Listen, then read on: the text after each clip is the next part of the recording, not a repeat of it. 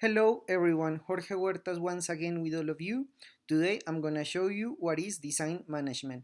This video is also available in Spanish. So design management is a process of productive activities. It got the following characteristics. It is the efficient, practical, and punctual way to develop product services and business models that have design as their axis, whether they are graphic, industrial, multimedia. This process is complementary to the design thinking methodology and is used in a way of parallel. Whenever you talk about management, you are talking about executing on making things happen. Design management is a process that allows any type of productive requirement that has design as a priority. Um, Also, design management is completely complementary with design thinking and any other agile methodology. So design management, it's very important. We have been hearing these words since the late 80s, but it has been changing their concept. So it's very important when and how do you apply design management. The first thing that you need to know is that you need to have a requirement, and that requirement should be focused on a real need, not anything shallow. Um, when we define that, it's very important that you build and construct your brief, and of course you start working with empathy.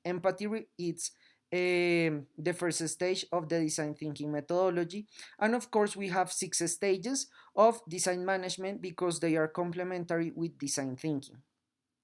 After you have your brief and you have empathy, you start defining according to the responsibilities and all the different topics that you have. It's very important that you understand and that you are focused so you can start ideating, which means create the design concept and the different ideas that you will be working on. After that, when you already have your concept, you start developing the concept. And of course, for that development, you need to prototype, which is the fourth stage of the design thinking methodology. After that, you start testing your idea. You start finding out the different um, reach that you will have with your project, and of course that prototype needs to be tested.